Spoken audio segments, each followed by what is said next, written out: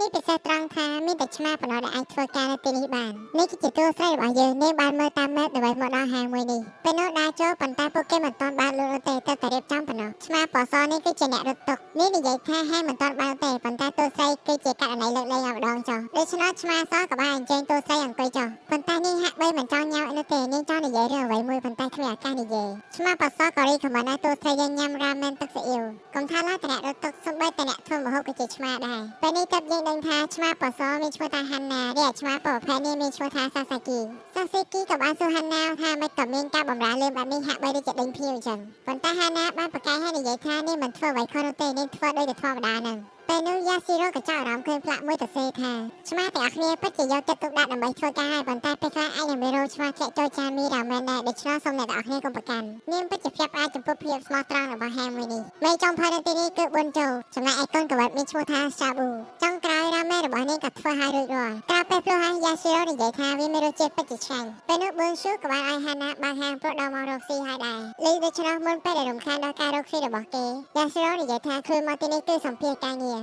រហាណាដូចជាមិនសូវពេញចិត្តចំពោះការសម្រេចចិត្តជួបមនុស្សធ្វើការរបស់លោកតាប៊ុនស៊ូលោកតាប៊ុនស៊ូសួរសំណួរមួយហើយសង្ឃឹមថាយ៉ាស៊ីរ៉ូនៅនិយាយការពិតតើនាងមានចូលចិត្តឆ្មាដែរឬទេមិនលាក់លៀមនាងក៏បាននិយាយតាមត្រង់ថានាងចូលចិត្តឆ្កែជាងគ្រាន់តែពាក្យប្រមាថនឹងនាងក៏បានទទួលយកមកអ្នកទាំងអស់គ្នាពិតជាភ្ញាក់ផ្អើលចំពោះការសម្រេចចិត្តរបស់អ្នកលោកមីបានស៊ូការងារដំបូងរបស់នាងគឺសិតរងឲ្យបុគ្គលិកឆ្មាទាំងអស់គ្នានៅទីនេះហាណាក៏មានអារម្មណ៍ថាស្រស់ស្រាយខ្លាំងណាស់ពេលដែលបានមនុស្សសិតឲ្យយ៉ាស៊ីរ៉ូក៏សួរថាតើត្រឹមត្រូវអត់ខាងក្រៅភៀវកំពុងតែច្រើនមិនការងាររបស់នាងបែរជានៅទីនេះទៅវិញប៉ុន្តែហាណានិយាយថាក្នុងហាងដែលមានសិតតែឆ្មាប៉ុន្តែមានបុគ្គលិកមនុស្សម្នាក់គឺវាមិនសមរម្យនោះទេបន្ទាប់មកនាងត្រូវសិតរងឲ្យសាប៊ូមានអារម្មណ៍ថាពិតជាស្រស់ស្រាយព្រោះគេត្រូវតែខំប្រឹងរយៈពេលយ៉ាងយូរដើម្បីកុំឲ្យរោងរបស់ខ្លួនធ្លាក់ចូលម្ហូបប៉ុន្តែចង់ធ្វើយ៉ាងឆ្មាគ្រប់គ្នាត្រូវតែវឹកហាត់ពួកការជាងគេគឺលោកតាប៊ុនស៊ូគាត់មិនដែលធ្វើឲ្យរោងរបស់ខ្លួនធ្លាក់ចូលម្ហូបសូម្បីតែមួយដងកាលពេលសាប៊ូចាក់ចេញសាសាគីក៏បានចូលមកនិយាយថាខ្លួនក៏ចង់ឲ្យតួស្រីសិតឲ្យដែរមើលទៅឆ្មាប្រភេទមួយនេះពិតជាដឹងក្តីគេបានសុំទោសនៅពេលដែលអាយ៉ាស៊ីរ៉ូធ្វើការនៅទីនេះប៉ុន្តែឆ្មាស្របសាក់សិតឲ្យគ្នាទៅវិញទៅមកដែរប៉ុន្តែសិតតែមិនបានទាំងអស់ដូច្នោះពួកគេក៏ផុសដំណឹងជ្រើសរើសបុគ្គលិកប៉ុន្តែមានតែមនុស្សស្រឡាញ់ឆ្មាប៉ុណ្ណោះដែលមកទីនេះប៉ុន្តែតួស្រីពិតជាឆ្ងល់មិនក៏អ្នកទាំងអស់គ្នាមិនព្រមធ្វើការជាមួយអ្នកស្រឡាញ់ឆ្មាសាសាគីក៏បានបកស្រាយថាបើបុគ្គលិកម្នាក់នោះចូលចិត្តឆ្មាគេនឹងមិនអាចយកចិត្តទុកដាក់ធ្វើការ 100% បានទេព្រោះអីល្វល់លេងតែជាមួយឆ្មាទាំងអស់គ្នាពេលនោះខាងក្រៅមានបរិយាម្នាក់ក៏បានរករឿងព្រោះក្នុងចានមីរបស់គេមានរោមរបស់ឆ្មាហើយលោកតាបានជួក៏បាននិយាយថាខ្លួនគេជាម្ចាស់ហាងនៅទីនេះហើយលើជញ្ជាំងក៏មានបិទផ្លាកបំរាមហើយដែរមិនក៏មិនអានព្រោះតែភ្ញៀវក៏ញ៉ាំហើយដែរដូច្នេះលោកតាបានជួមិនអាចសងលុយឲ្យវិញបានទេបរិយាម្នាក់នោះចង់ប្តឹងទៅដល់នាយករដ្ឋាភិបាលណាមីពីហាងរ៉ាមែនមួយនេះយ៉ាស៊ីរ៉ូពិតជាព្រួយបារម្ភរឿងនេះប៉ុន្តែសាស្គីនិយាយថានេះគឺជារឿងធម្មតានោះទេមនុស្សមួយចំនួនធ្វើនេះគេចង់ឲ្យហាងរ៉ាមែនសងលុយឲ្យពួកគ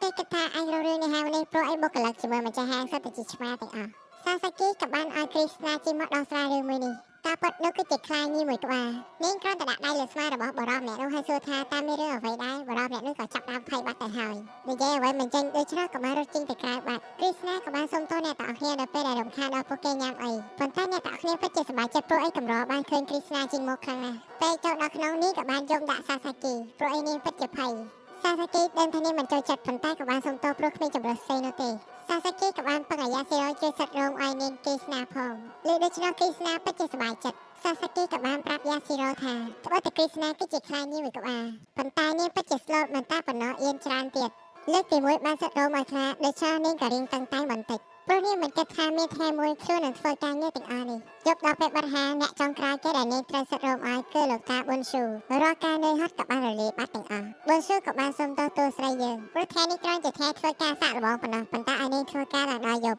ប៊ុនស៊ូក៏បាននាំនាងចេញក្រៅដើម្បីណែនាំអ្នកទាំងអស់គ្នាឲ្យស្គាល់សាប៊ូគឺជាចុងភៅភារកិច្ចរបស់គេធ្វើអាហារសម្រន់អ្នករត់តុហាណាដែលល្បីឈ្មោះថាគឺជាអ្នករត់តុដ៏ម៉ត់ចត់ជាងគេបង្អស់មិនតែប៉ុណ្ណោះនេះនៅប៉ិនប្រសពនិយាយគ្នាទៀតចំណែកសាសាគីធ្វើ cashier គឺជាអ្នកគ្រប់គ្រងលុយកាក់នៅក្នុងហាងចំណែកគ្រីស្ណាគឺជាអ្នកធ្វើសរសៃមីព្រោះតែប៉ិនខាងអៀនពេកដូច្នោះនៅតែខាងក្រៅធ្វើមីប៉ុណ្ណោះចុងក្រោយគេគឺជាម្ចាស់ហាងមីរ៉ាមែនមួយនេះលោកតាប៊ុនស៊ូដល់វិញតួស្រីណែនាំពីខ្លួនឯងនេះមានឈ្មោះថាយ៉ាស៊ីរ៉ូតាម៉ាកូមីងរបស់នាងគឺជាអ្នកណែនាំមកធ្វើការនៅទីនេះហើយមីងរបស់នាងគឺជាអ្នកសេហាមនេះឲ្យលោកតាប៊ុនស៊ូដូច្នោះក៏ពិតជាដឹងគុណរបស់អ្នកមីងខ្លាំងណាស់មើលទៅហាណាដូចជាមិនសូវចូលចិត្តតួស្រីប្រហែលដូច្នេះនាងក៏បានរត់ឡើងបន្ទប់មុនព្រោះនាងគិតថាហាណាពឹងទៅលើតំណែងដើម្បីចូលធ្វើការនៅកន្លែងនេះប៊ុនស៊ូប្រាប់ថាកុំចាប់អារម្មណ៍ដល់ហាណាអីដល់ត្រូវការរយៈពេលសិនទៅគេអាចសម្របរឿងដែលតួស្រីយើងមានមុខនៅទីនេះ សាសាគីនិយាយថាការងាររបស់នាងថ្ងៃនេះបានចាប់ហើយដូច្នេះថ្ងៃស្អែកនាងមកធ្វើការម៉ោង9បានសាប៊ូនៅឲ្យម្ហូបនាងយកទៅផ្ទះញ៉ាំទៀតថ្ងៃស្អែកនេះក៏បានមកធ្វើការម៉ោង9ព្រឹកសាសាគីបានរៀបចំរបាយការណ៍ណែនាំអំពីការងារឲ្យយ៉ាស៊ីរ៉ូដំបូងគឺសិតរោមឲ្យអ្នកទាំងគ្នាមុនពេលដែលបានហាងលក់ប៉ុន្តែដល់ពេលហាណានេះបែរជានិយាយថាខ្លួនឯងសិតហើយដូច្នេះមិនត្រូវការទូស្រីសិតឲ្យនោះទេតើតើលោកតាប៊ុនស៊ូប្រាប់នាងទៅសិតរោមទៅនាងព្រមស្ដាប់ប៉ុន្តែហាណាចង់យ៉ាស៊ីរ៉ូប្រើក្រាស់ដែលនាងចូលចិត្តដល់ពេលនេះទៅទូស្រីដឹងថាឆ្មាក៏មានចំណូលចិត្តខុសគ្នាដែរកាលពេលសិតរោមរួចរាល់ការងាររបស់នាងក៏រៀបចំបន្ទប់របស់បុគ្គលិកនាងរៀបចំពិធីស្អាតធ្វើគ្រីស្មាជាមួយសាប៊ូស្ទើរតែមិនជឿថានេះគឺជាបន្ទប់ដែលពួកគេបានស្នាក់នៅជារៀងរាល់ថ្ងៃក្រោយពេលនេះធ្វើការរួចរាល់ក៏ដល់ម៉ោងសម្រាប់ដែរហើយនឹងបិទទ្វារពីម៉ោង2ថ្ងៃដល់ម៉ោង5ល្ងាចដូច្នេះបើចង់នាងអាចមកធ្វើការម៉ោង5ល្ងាចក៏បានមុនពេលនាងទៅសាសាគីក៏បានយកកិច្ចសន្យាធ្វើការងារបណ្ដោះអាសន្នឲ្យនាងមើលលក្ខខណ្ឌដ៏ល្អទាំងអស់នេះធ្វើឲ្យនាងបានស្រក់ទឹកភ្នែកព្រោះការងារមួយនេះពិតជាងាយស្រួលសម្រាប់នាងមិនមានសម្ពាធច្រើនដូចជាការងារចាស់នោះទេដើម្បីស្វាគមន៍នាងលោកតាប៊ុនសូបានធ្វើរ៉ាមែនពិសេសមួយចានឲ្យនាងញ៉ាំសាក់មើលពេលនេះធ្វើឲ្យនាងមានអារម្មណ៍ថាកក់ក្ដៅនិងមានទឹកចិត្តធ្វើការនៅទីនេះ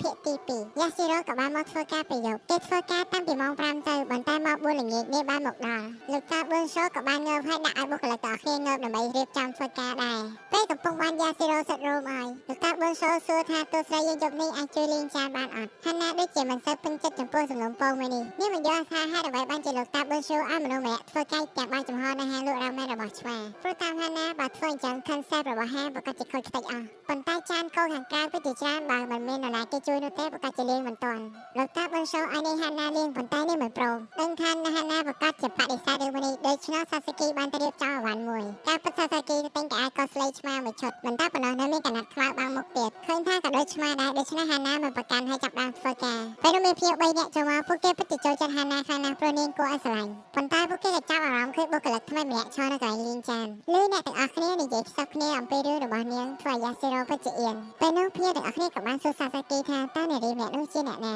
ក្រោយពេលដឹងថាទូស្រីយើងជាបុគ្គលិកនៅទីនេះពួកនាងពិតជាកាត់សរសើរឲ្យចំណានជាមួយទូស្រីសាប៊ូឃើញស្ថានភាពរបស់យ៉ាស៊ីរ៉ូដូច្នេះក៏បានប្រកល់ចានឲ្យនាងលាងមិនតែប៉ុណ្ណោះប្រាប់នាងថាយកចិត្តទុកដាក់ទៅព្រោះចិត្តដល់មកដែលមានភ្ញៀវច្រើនហើយដែរមួយសន្ទុះក្រោយមកភ្ញៀវចូលពិតជាច្រើនមិនតែប៉ុណ្ណោះចានកោដូចជាភ្នំពេលនោះយ៉ាស៊ីរ៉ូមានអារម្មណ៍ថាគណៈដែលបាំងមុខរបស់នាងពិតជាទៅតែងដូច្នេះនាងក៏បានដោះវាចេញហាណាបានរៀបរៀងនាងមិនឲ្យធ្វើបាត់នេះប៉ុន្តែមើលទៅមិនមានភ្ញៀវណាប្រតិកម្មដូច្នេះនាងក៏មិននិយាយអ្វីទៀតធ្វើការដល់ពេលដែលភ្ញៀវទៅវិញអស់នាងនៅតែបន្តលេងចានដែលភ្លេចថាអស់មកធ្វើការបាត់ទៅហើយមុនពេលដែលទៅផ្ទះវិញយ៉ាស៊ីរ៉ូបានឲ្យហាណាមកដើម្បីឲ្យនាងសិតរោងនាងឆ្មាសមនេះក៏ចាប់ដើមបាក់ចិត្តចំពោះយ៉ាស៊ីរ៉ូឲ្យធ្វើឲ្យនាងពិតជាសប្បាយចិត្តយ៉ាងខ្លាំងថ្ងៃស្អែកក្រោយពេលដែលសិតរោងឲ្យសាសាគីនេះបានរៀបចំបន្ទប់របស់បុគ្គលិកឲ្យទៅជួយគិស្នាធ្វើមីការងារពិតជាងាយស្រួលក្រោយចាំតែខ្សែមីវាចេញមកពីម៉ាស៊ីនហើយរៀបវាចូលក្នុងកន្លែងដាក់មីទៅបានហើយព្រោះដៃរបស់មនុស្សរស់រវើកជាងរបស់ខ្លាដូច្នេះនាងអាចធ្វើការងារនេះយ៉ាងងាយស្រួលក្នុងពេលនោះដែរគ្រីស្ណានឹងទៅធ្វើទៅខ្សែមីដោយដៃមីនេះគឺសម្រាប់ធ្វើមីរ៉ាមែនឆ្មាក្រហមជាពិសេសប៉ុន្តែមីរ៉ាមែនឆ្មាក្រហមមួយចាននេះពិតជាថ្លៃដូច្នេះមិនសូវមានភ្ញៀវណាញ៉ាំនោះទេ